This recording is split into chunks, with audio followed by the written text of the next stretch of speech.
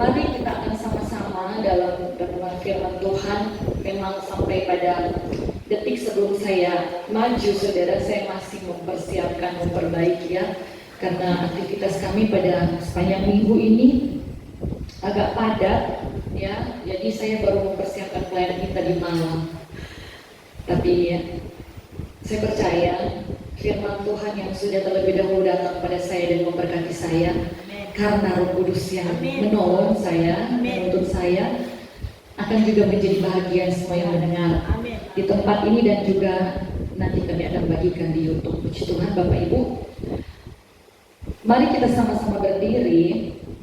Saya mengawali renungan firman Tuhan dan kita akan baca sama-sama dalam Matius 5 ayat 44. Matius 5 ayat 44. Renungan firman Tuhan saya beri judul kapan berbuat dan kapan diam. Matius 5 ayat 44, dalam hitungan yang ketiga kita baca bersama dalam suara keras, 1, 2, 3. Tetapi aku berkata kepadamu, kasihilah musuhmu dan berdoalah bagi mereka yang menganiaya kamu. Puji Tuhan. Silakan duduk kembali. Saudara di dalam Tuhan Yesus Kristus, suami saya suka sekali dengan seorang tokoh Alkitab yang dia sebut dalam kesaksian tadi, Daud.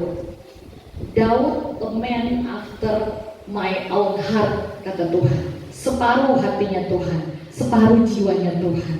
Ya, karena Daud itu suka memuji Tuhan, suka menyembah Tuhan. Dan bahkan saudara, ketika kita membaca firman Tuhan tadi, Daud adalah salah seorang tokoh Alkitab yang bisa kita jadikan teladan dalam mengasihi, mengampuni musuhnya. Di sini dikatakan kasihilah musuhmu dan berdoalah bagi mereka yang menganiaya kamu. Daud mengalami pengalaman yang demikian. Dia dianiaya, tetapi dia mengasihi dan dia berdoa untuk orang yang melakukan kejahatan padanya. Dan ada kesempatan saudara di dalam Tuhan Yesus Kristus. Alkitab mencatat 2 kesempatan dia bisa untuk melakukan pembalasan. Ya, dia bisa membunuh Saul yang beberapa kali berniat jahat pada Daud. Beberapa kali dia mau membunuh Daud dengan lembingnya. Dia mau tombak Daud. Bahkan dia mengejar-ngejar Daud untuk membunuh Daud. Tetapi sekali lagi ada kesempatan di mana Daud bisa melakukan, tetapi dia tidak melakukan pembalasan itu. Mengapa saya beri judul kapan berbuat dan kapan diam? Sama-sama kita akan melihat saudara di dalam Tuhan Yesus Kristus. Kembali kepada kebaikan hati Daud, kita akan lihat dalam Mazmur 35 ayat 11 sampai 15. Daud bilang begini, ini adalah doa Daud saudara. Saksi-saksi yang gemar kekerasan bangkit berdiri. Apa yang tidak ku ketahui, itulah yang mereka tuntut daripadaku. Mereka membalas kebaikanku dengan kejahatan. Perasaan bulus mencekam aku. Padahal Daud tulus mengasihi mereka, mereka balas dengan bulus, ya, sebaliknya. Tetapi aku, ketika mereka sakit, perhatikan ketulusan dari Daud. Aku memakai pakaian kabung. Daud merasa turut sakit dengan mereka, sepenanggungan. Aku menyiksa diriku dengan berpuasa dan doaku kembali timbul dalam dadaku. Ya, firman Tuhan tadi digenapi oleh Daud. Dia berdoa bagi mereka seolah-olah temanku atau saudaraku yang sakit, padahal itu musuh, padahal itu adalah orang yang membenci dia. Demikianlah aku berlaku seperti orang yang berkeluh kesah karena kematian ibu. Bayangkan saudara, demikianlah aku tunduk berkabung. Tetapi ketika aku tersandung jatuh, bersukacitalah mereka dan berkerumun melawan aku, orang-orang asing yang tidak kukenal menista aku dengan tidak henti-hentinya. Tidak sampai di situ saudara, di dalam Tuhan, Mazmur 38 itu juga Daud yang tulis, ayat 20-21 saja kita perhatikan. Orang-orang yang memusuhi aku besar jumlahnya, banyaklah orang-orang yang membenci aku tanpa sebab. Mereka membalas yang jahat kepadaku ganti yang baik. Mereka memusuhi aku karena aku mengejar yang baik. Saudara, saya bawa tadi Alkitab tapi saya lupa bawa di sini. Mungkin bisa dibantu Alkitab. Saudara, di dalam Tuhan Yesus Kristus, di dalam Mazmur 35 dan Mazmur yang ke-109. Kalau Mazmur 35, Mazmur 38, Mazmur 39, di sana sudah menceritakan kebaikan hati Daud yang tidak membalas, hanya mendoakan. Ya. Di dalam Mazmur 35 dan 109 yang baru saja kita baca, ada sesuatu kejahatan yang spesifik atau kejahatan yang khusus yang membuat reaksi Daud menjadi berbeda. Ya, di sini saudara, kalau kita perhatikan ternyata ada sesuatu yang dilakukan orang kepadanya yang bersaksi tentangnya, yang menuduh Daud. Dalam hal ini bicara tentang fitnah. Kalau pada Mazmur 109 sudah jelas di dalam Alkitab, lembaga Alkitab menulis sebagai judulnya adalah doa seorang yang kena fitnah. Bapak Ibu Saudara, di dalam Tuhan Yesus Kristus ada ungkapan bahwa fitnah lebih kejam dari pembunuhan. Itu ada di kitab sebelah. Dan dalam kehidupan sehari-hari kita dengar istilah ini. Fitnah lebih kejam dari pembunuhan. Karena apa? Kalau dibunuh selesai perasaan sakit. Betul ya saudara? Kalau fitnah, aduh sakitnya di sini. Karena kita masih hidup, masih ada perasaan, betul ya? Jadi lebih sakit. Karena ketika kita sudah tidak ada, orang mau bikin apa, ya sudah selesai. Tapi ketika kita masih hidup, kita masih ada pertimbangan, masih ada pikiran, masih ada perasaan, sesuatu dituduhkan kepada kita, saksi-saksi dusta diperhadapkan kepada kita, padahal kita tidak pernah melakukan hal itu, sakit Bapak Ibu. Ini manusiawi dan ini yang dialami oleh Daud. Walaupun dia seorang yang baik hati, tetapi sakit itu begitu menguasai dia karena fitnah. Fitnah itu bagian dari apa? Kejahatan yang membunuh karakter. Amin saudara. Kita begitu tertekan dengan semua pembicaraan bohong di luar sana tentang kita, padahal tidak kita lakukan saudara. Kita begitu terintimidasi dengan hal-hal yang mereka saksikan padahal tidak benar. Daud demikian Bapak Ibu. Kita akan buktikan di sini Bapak Ibu. Walaupun Daud begitu tulus, tetapi justru karena ketulusannya ini sehingga dia merasa bahwa sesuatu yang dikenakan kepadanya, perlakuan yang dikerjakan atau diberlakukan dalam hidupnya itu sesuatu yang tidak bisa ditoleransi. Ya, dia berontak saudara. Ya saudara, dia bilang begini ya, ini membunuh karakter. dari Daud yang tadi baik hati itu, ya, yang tulus itu, yang berkenan kepada Tuhan itu. Di dalam ayat yang kita baca tadi, saksi-saksi yang gemar kekerasan bangkit berdiri. Apa yang tidak ku ketahui? Jangankan apa yang dia tidak perbuat, justru yang tidak dia ketahui itu yang dorang bilang, saudara, bangkit sebagai balasan terhadap kasihku mereka menuduh aku, ya. Sehingga kalau kita lihat Bapak Ibu, di dalam kata-kata Daud itu, ketika kita kembali ke dalam Mazmur 35 ayat 1 sampai 8 dan Mazmur 109 ayat 6 sampai 20, betul Daud berdoa.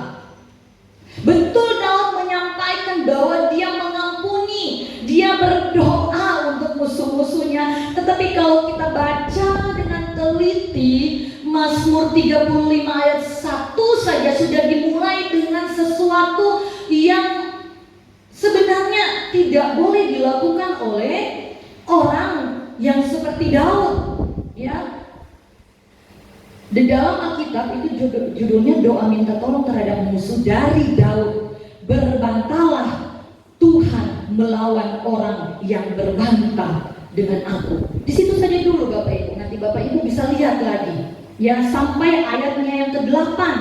Mazmur 109. Kita melihat Mazmur 109 ayat 6 sampai 20 itu berisi kutukan-kutukan yang dikeluarkan oleh Daud kepada musuhnya saat dia berdoa. Bukankah saudara dan saya seperti Daud, manusia biasa? Kita kalau sudah rasa sakit itu tidak tertanggung lagi, apalagi sesuatu yang kita tidak perbuat dituduhkan kepada kita difitnah. Saudara, kita terpancing untuk berdoa seolah-olah kita betul mengampuni mereka, dan kita berdoa kepada mereka, Tuhan, jadilah hakim bagi mereka. Sadari itu ya saudara, betul? Mengaku. Kalau mengaku Tuhan sayang. Amin, saudara. Manusiawi saya sendiri, kadang-kala begitu saudara. Daging saya menuntut untuk berontak. Seolah-olah kita berdoa kepada Tuhan, tetapi kita mengharapkan, hei, apa yang mana tabur, nah tuai. Padahal itu tabur tuai itu berlaku kepada sesuatu yang baik, menabur kebaikan, orang menuai juga kebaikan. Bukan kita harus bicara atas nama tabur tuai untuk supaya Tuhan bertindak. Ya, Bapak Ibu perhatikan di dalam Mazmur 109 ayat 6 sampai 20 itu agak ngeri Bapak Ibu. Angkatlah seorang fasik atas dia dan biarlah seorang mendakwa berdiri di sebelah kanannya. Apabila dihakimi, biarlah ia bos sebagai orang bersalah dan biarlah doanya menjadi dosa. Biarlah umurnya berkurang, biarlah jabatannya diambil orang, biarlah anak-anaknya menjadi yatim dan istrinya menjadi janda, dan semua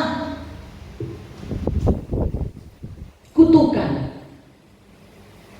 Ya, memang saya kemudian pelajari tadi malam Bapak Ibu, ada yang menyampaikan pada versi yang berbeda bahwa itu adalah hal yang dikatakan orang kepada Daud. Tetapi judul ini Bapak Ibu benar-benar memberikan satu gambaran yang utuh bahwa ini adalah doa dari Daud sendiri. Ya, doa dari Daud. Dan beberapa referensi-referensi yang meneguhkan bahwa ini doa dari Daud, bukan sesuatu yang disampaikan orang kepada Daud. Saudara di dalam Tuhan Yesus Kristus, ini disampaikan Daud mengandung kutukan. Ya, Daud tidak tahan terhadap fitnah, makanya Daud menulis juga sebelum ayat ini ditulis, sebelum Mazmur ini di dalam Mazmur 15 ayat 1 dalam judul siapa yang boleh datang kepada Tuhan, ayat 1 bilang begini, Mazmur Daud, Tuhan, siapa yang boleh menumpang dalam kemahmu, siapa yang boleh diam di gunungmu yang kudus. Ayat 2, yaitu dia yang berlaku tidak bercela, yang melakukan apa yang adil, dan yang mengatakan kebenaran dengan segenap hatinya. Jadi yang boleh datang kepada Tuhan yang menyatakan kebenaran dengan segenap hati, artinya tidak memutarbalikkan kebenaran. Amen. Ya, itu boleh datang, kata Daud, yang tidak menyebarkan fitnah. Amin. Aduh, dia ini ternyata alergi sekali dengan fitnah, sama sih seperti saya dan saudara ya. Makanya dia tulis itu, mereka tidak boleh datang kepada Tuhan yang menyebarkan fitnah dengan lidahnya yang tidak berbuat. Jadi yang siapa yang boleh datang itu yang tidak menyebarkan fitnah dengan lidahnya. Siapa yang boleh datang kepada Tuhan yang tidak berbuat jahat terhadap temannya. Siapa yang boleh datang kepada Tuhan yang tidak menimpakan jelah kepada tetangganya. Ini memang kebenaran Alkitab. Tetapi kita tidak boleh menjadi hakim atas sesama kita. Ya, Bapak Ibu tadi bilang kasihi musuhmu, berdoalah bagi mereka, bukan mengutuk mereka. Dan saudara, ini manusiawinya Daud, menuntut hal yang demikian, sehingga dia bilang siapa yang boleh datang kepada Allah kalau tidak fitnah. Sementara kita mengerti bahwa kasih karunia itu berlaku. Benar ya saudara, tapi saya tidak akan membahas tentang itu. Mari kita kembali pada firman Tuhan di dalam Mazmur 140 ya. Tadi sebelum doa Daud yang soal Allah mengampuni, tapi ada sisi dia mengisi dengan mengutuk dalam doanya, dan kemudian kita baca bagaimana Daud bereaksi terhadap orang yang memfitnah atau pemfitnah. Di dalam Mazmur 140 ayat 12a, Daud juga bilang begini, pemfitnah tidak akan diam tetap di bumi. Amen. Itu betul, amin. Nah, boleh kita jadi pemfitnah, tetapi Alkitab mengajarkan kita untuk mengampuni orang yang jahat, termasuk orang yang memfitnah kita, dan berdoa yang baik bagi mereka, bukan berdoa untuk Tuhan datangkan kutuk. Ya, saudara di dalam Tuhan Yesus Kristus. Judul tadi, kapan diam dan kapan berbuat. Kapan diam? Kita boleh lihat ketika Daud ada kesempatan membalas Saul yang berkali-kali membunuhnya. Itu adalah bahagian Daud diam. Tetapi ternyata Daud tidak tahan akan fitnah, sehingga dia berdoa agar ada kutukan kepada mereka. Kita sudah melihat ada seorang yang begitu baik. Ya, ada kesempatan membunuh, dia tidak lakukan. Itu baik. Tapi mari kita melihat teladan yang lain di dalam Alkitab, dan teladan ini begitu sempurna. Kapan diam dan kapan berbuat, kita belajar dari Yesus. Saudara di dalam Tuhan Yesus Kristus, ketika Yesus ditangkap, Matius, Markus, Lukas, Yohanes mencatat hal itu, dan kita akan fokus kepada kitab Matius saja, karena Matius menulis lebih lengkap, nanti akan disempurnakan oleh kitab yang lain. Matius 26 ayat 52, di situ tentang Yesus ditangkap. Maka kata Yesus kepadanya, masukkan pedangmu itu kembali ke dalam sarungnya, sebab barang siapa menggunakan pedang akan binasa oleh pedang. Matius 26 ayatnya yang ke-53 saya baca dalam terjemahan sederhana Indonesia. Di sana tercatat demikian, jangan lupa bahwa aku mempunyai kuasa untuk meminta pertolongan Bapakku.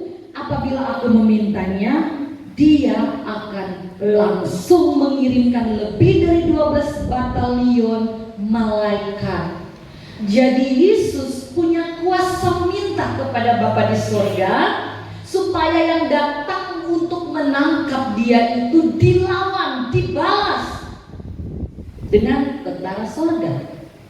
Ya, di dalam terjemahan yang lain, Indonesia Modern Bible bilang begini, atau kamu mengira bahwa aku tidak berkuasa untuk sekarang juga meminta kepada Bapakku agar dia menghadirkan bagiku lebih dari 12 pasukan malaikat? Tuhan bisa melakukan, tetapi Tuhan tidak melakukan. Artinya Tuhan diam. Sebaliknya, yang dia lakukan atau dia tetap diam, tidak berbuat sesuatu untuk membalas walaupun dia mampu melakukan, dan itu harusnya ada dalam kehidupan saya dan saudara. Kita mempunyai kuasa, artinya ada sesuatu yang kita bisa andalkan, ada sesuatu yang bisa kita pegang sebagai hal yang bisa kita lakukan untuk membalas. Kemampuan apa? Mungkin kemampuan fisik. Mari Jo, siapa lebih kuat? Atau uang? Atau orang-orang tertentu? Bahkan Daud, dia punya sesuatu yang diandalkan. Dia punya sosok, dia punya Tuhan yang bisa diandalkan. Dia mau memperlibatkan Tuhan dari semuanya, seperti halnya Yesus, ya. Tetapi mengapa Yesus tidak melakukan? Ayat 26, ayat 54 dalam Matius 26 tadi ini menjawab bagi saya dan saudara. Jika begitu, bagaimanakah akan digenapi yang tertulis dalam kitab suci yang mengatakan bahwa harus terjadi demikian? Terjemahan sederhana bilang begini, tetapi aku tidak akan meminta seperti itu. Aku tidak akan menggunakan kemampuanku, menggunakan kuasaku. Ya, karena apa saudara? Kata Yesus begini, aku mau supaya nubuat dalam kitab suci tentang aku dipenuhi.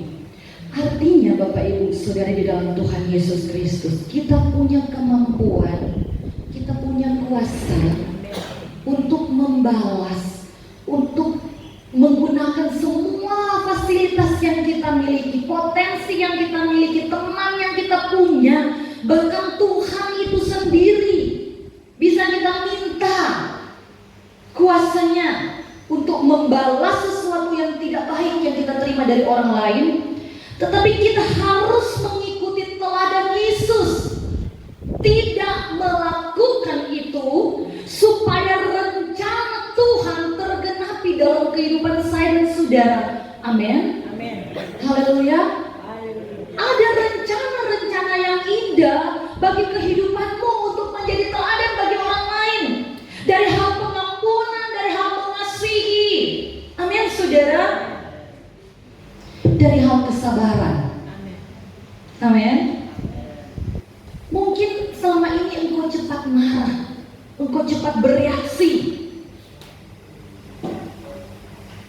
Ketika Tuhan izinkan itu dan kita belajar tentang Yesus, belajar sabar. Amin, saudara. Walaupun kita mampu. Selanjutnya, kapan berbuat? Lukas 22 ayat 51. Mata saya sudah mulai kena keringat. Lukas 22 ayat 51.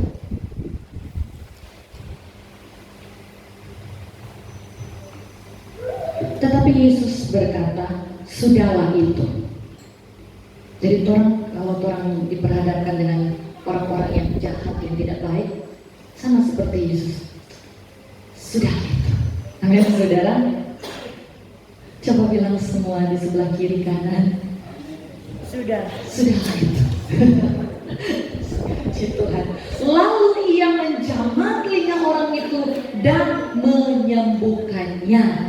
Daripada kita membalas, sudahlah itu, lakukanlah kebaikan. Katakan amin.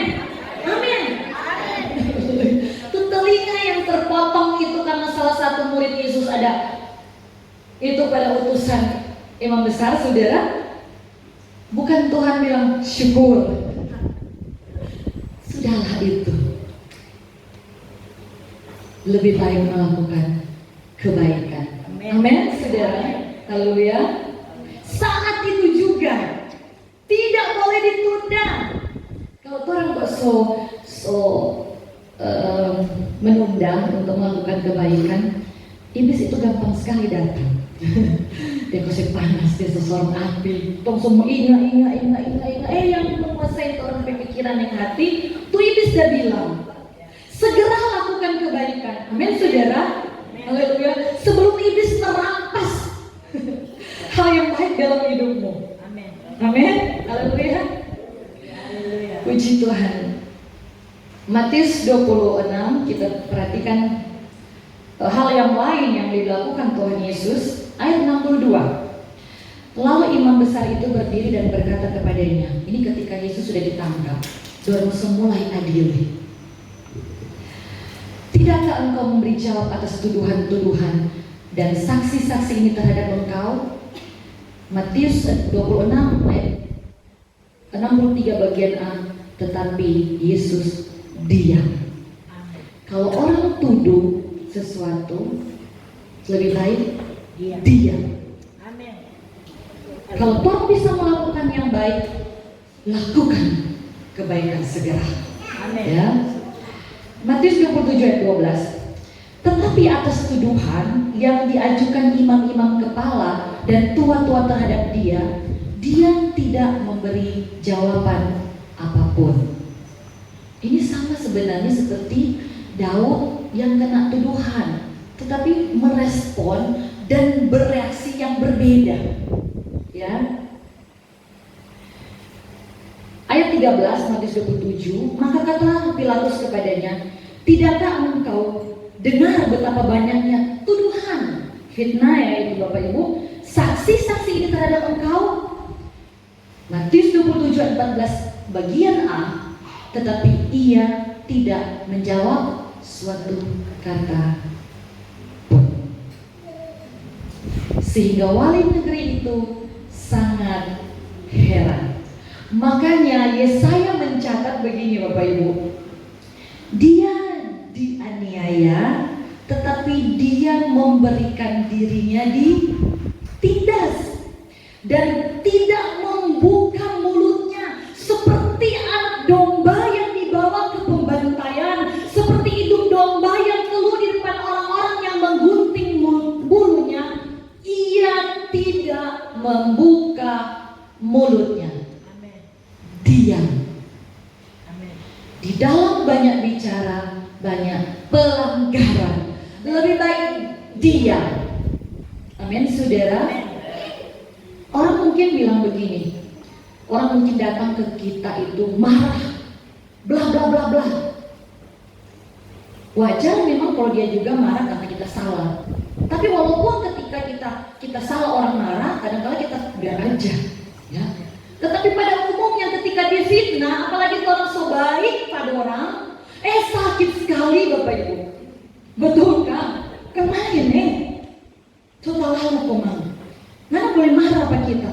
Kalau mana bicara tentang hal yang kita tidak buat, kumang. So talede itu. Tuhan apa? Diam. Daud bicara, bahkan dia berdoa, tetapi dia salah berdoa. Jadi lebih baik diam Bapak Ibu. Amin. Haleluya. Yesus adalah teladan yang sempurna. Puji Tuhan. Haleluya. Yesaya 53 ayat 7 ini dikutip oleh Rasul Paulus. Ada hal yang berbeda akan kita temukan di sini. Kisah para Rasul. Kisah para Rasul 8 ayat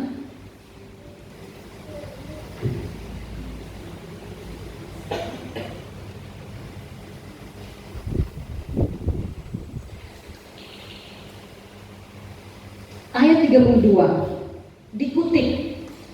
Nas yang dibacanya itu berbunyi seperti berikut. Kisah Para Rasul 8 ayat yang ke-32.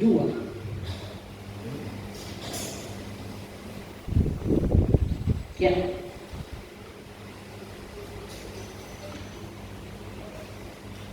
Ini dikatakan Alkitab demikian. Seperti seekor domba ia dibawa ke pembantaian, dan seperti anak domba yang keluh di depan orang yang menggunting bulunya, demikian dia tidak membuka mulutnya. Ya, dia tidak membuka mulutnya. Ini dikutip ya. Nah, dari pembacaan firman Tuhan ini yang menjadi kesimpulan apa yang harus kita buat. Amsal 20 ayat 22 bilang begini, janganlah engkau berkata, aku akan membalas kejahatan, nantikanlah Tuhan, ia akan menyelamatkan engkau. Amen. Jadi jangan membalas, tetapi dia nantikan Tuhan selamatkan orang, bukan nantikan Tuhan hukum dia. Amin, saudara. Tolong dulu Tuhan selamatkan dari hal-hal yang tidak berkenan. Ya, Amsal 24 ayat 29. Janganlah berkata sebagaimana ia memperlakukan aku, demikian kuperlakukan dia. Aku membalas membalas orang menurut perbuatannya.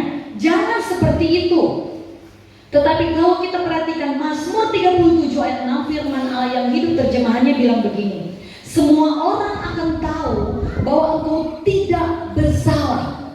Kalau kita diam, ya, Tuhan akan selamatkan kita, Tuhan akan bela kita. Ya. Amin. Kita akan dilihat semua orang tidak bersalah, saudara. Amen. Pembelaan Tuhan dinyatakan. Tuhan akan menyatakan kebenaranmu dengan adil. Amen. Makanya lari ke Tuhan, jangan lari ke manusia. Amen. Karena manusia itu tidak adil, Bapak Ibu. Amen. Ya. Sehingga kebenaranmu itu bersinar seperti matahari pada tengah hari. Terik sekali kau siang-siang. Nyanda bilang pagi, nyanda bilang sore.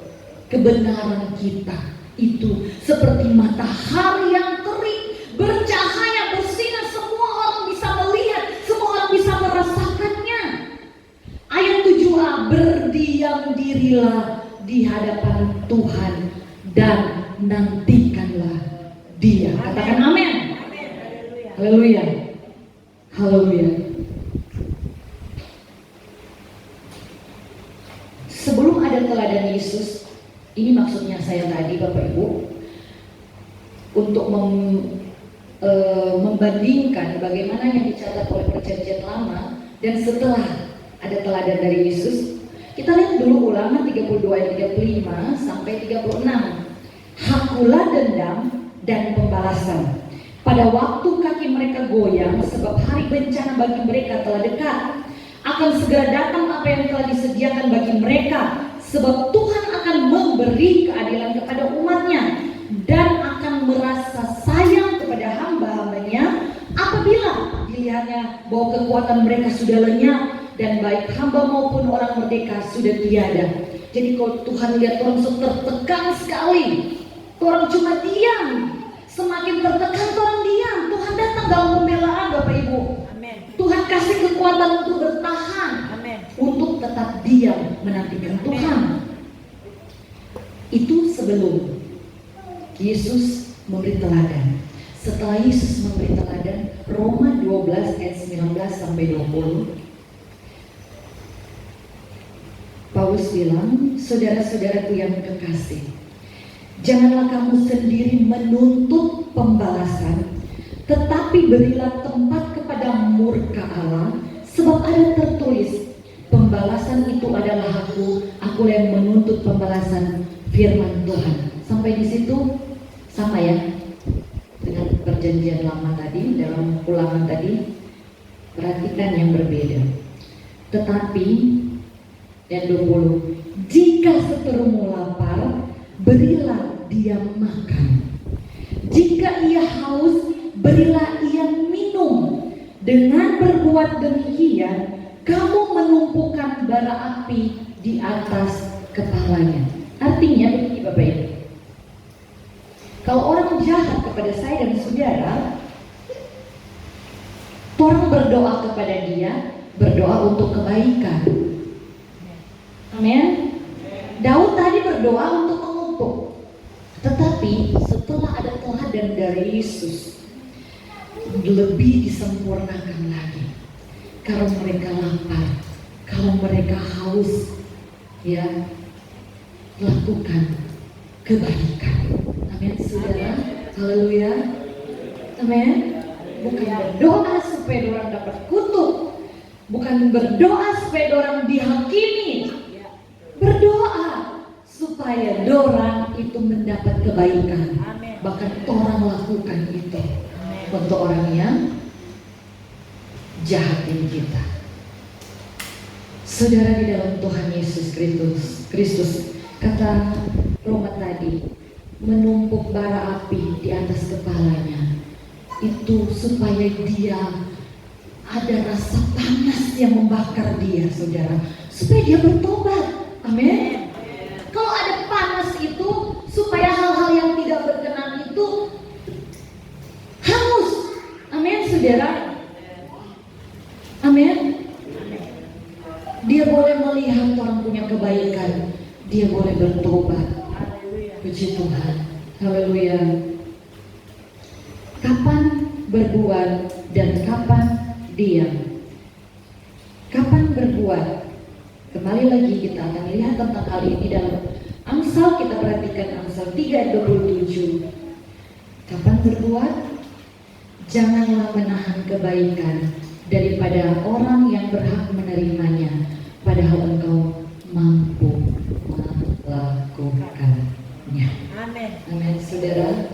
Jangan tahan kebaikan, bukan hanya sekedar kita memberi, saudara, tetapi ketika kita melepaskan pengampunan, itu artinya kita berbuat baik.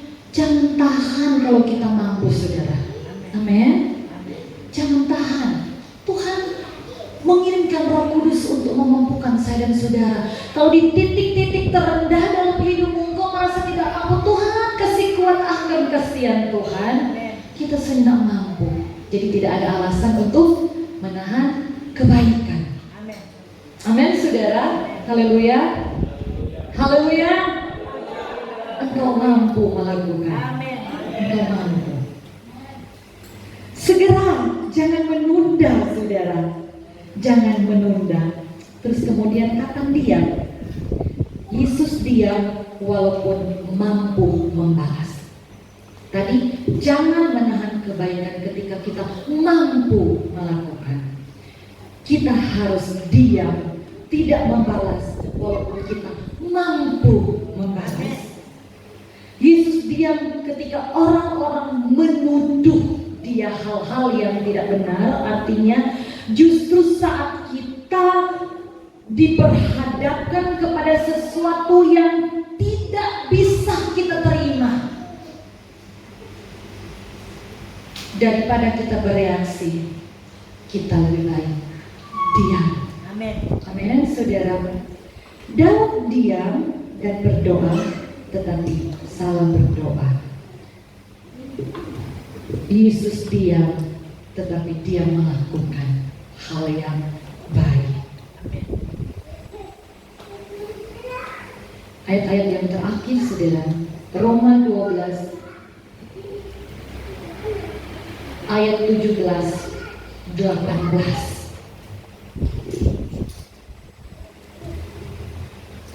Janganlah membalas kejahatan dengan kejahatan, lakukan apa yang baik bagi semua orang, ya, sedapat-dapatnya. Perhatikan kata ini, sedapat-dapatnya. Kalau hal itu bergantung padamu, artinya engkau mampu, hiduplah dalam perdamaian dengan semua orang.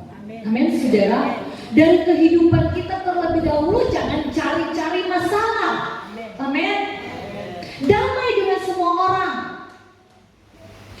Kalau kita dijahatin, kalau itu bergantung kepada kita mampu untuk lakukan minta maaf terlebih dahulu. Tolong bikin itu. Sedapat-dapatnya saudara. Orang berusaha. Sedapat-dapatnya itu artinya usahakanlah, kuat-kuatkanlah. Tadi saya bilang tadi, kalau sudah nggak kuat, minta Tuhan kasih kuatkan Tuhan. Amin. Sedapat-dapatnya. Kalau itu bergantung padamu, Tuhan harapkan kita. Amin. Hiduplah dalam perdamaian dengan semua orang. Amsal 3 ayat 27-28, bahasa Indonesia masa kini bilang begini. Jika kamu mempunyai kemampuan untuk berbuat baik kepada orang yang memerlukan kebaikanmu, Bapak Ibu, orang yang jahat pada orang itu butuh orang kebaikan. Ya, butuh. Teladan baik itu orang butuhkan supaya nanti orang bertobat.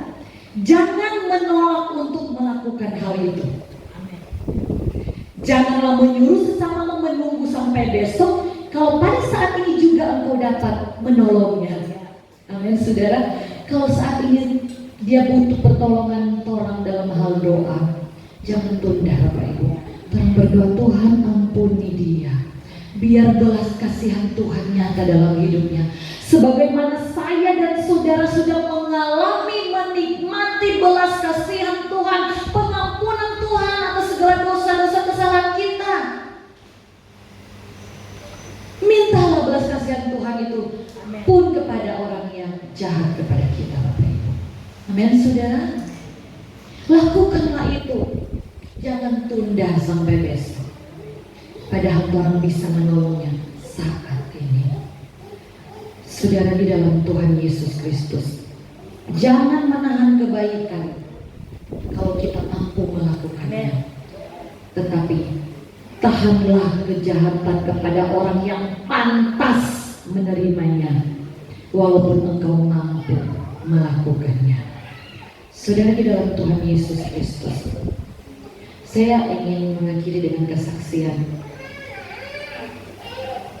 Saya pernah difitnah. Bahkan yang memfitnah itu adalah orang yang tahu firman Tuhan.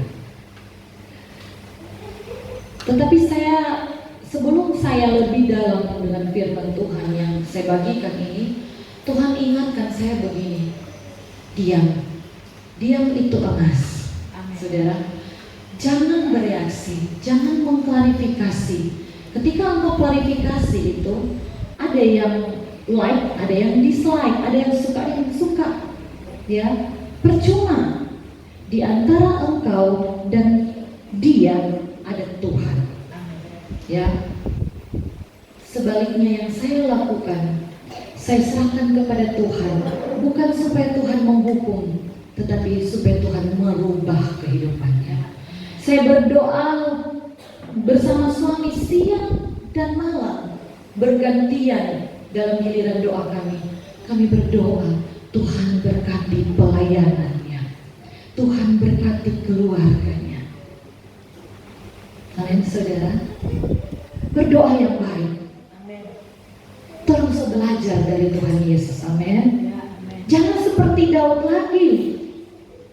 Jangan seperti Daud. Itu sama dulu. Tetapi ketika kita sudah melihat teladan dari Tuhan Yesus, Tuhan akan bela kita, Tuhan akan angkat kita, Tuhan akan nyatakan kebenarannya. Amen. Kebenaran akan memunculkan jalannya sendiri. Kebenaran akan menemukan jalannya sendiri. Amin. Amin, saudara. Amin. Sebaliknya, kita doakan yang baik.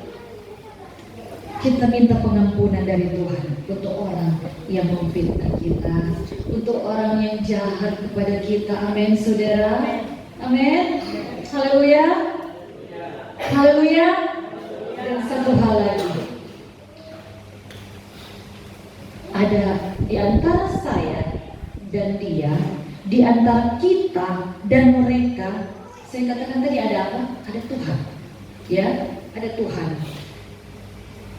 Biarlah Tuhan dengan urusannya kepada orang itu, dan biarlah Tuhan dengan urusannya kepada kita.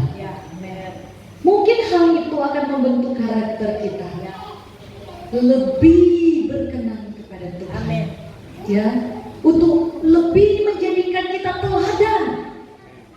Dan ketika saya melakukan itu, saudara, saya begitu bersuka cita. Tuhan, Engkau dapati aku mau melakukan apa yang Engkau kehendaki. Saya senang sekali. Terima kasih untuk kekuatan yang Engkau berikan. Manusia saya tidak bisa terima. Doa Tuhan Yesus, ampunilah mereka sebab mereka tidak tahu apa yang mereka lakukan. Tetapi pada bahagian ini saya dan saudara, mari kita berdoa begini. Ampunilah mereka karena mereka tahu apa yang mereka lakukan. Mau saudara? Kadang-kadang kan begitu saudara, mereka tahu. Itu yang jadi alasan buat orang. Tetapi dalam hal itu pun orang berdoa hal yang baik kepada orang lain. Amin. Puji Tuhan. Haleluya. Haleluya. Haleluya. Kalau ada Tuhan di antara saya dan saudara, keadilan, kebenaran akan dinyatakan, pertobatan, perubahan hidup akan dinyatakan. Amin. Amin, saudara. Dan satu hal lagi, kalau ada Tuhan di antara kita dengan sesama kita, jangan ada orang lain di antara. Artinya jangan libatkan orang lain. Amin. Ya, kalau orang dimusuhi, jangan orang bilang pada orang, mari sama-sama dengan kita balas musuh. Cari-cari teman. Jangan saudara, cukup Tuhan saja di antara kita.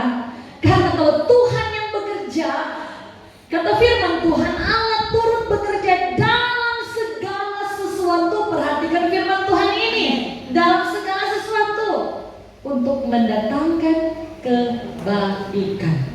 Amin. Amin. Haleluya. Haleluya. Mari kita muliakan Tuhan. Haleluya. Haleluya, puji Tuhan. Jadi sama-sama kita sudah tahu kapan kita berbuat dan kapan kita diam. Saya undang di musik dan sing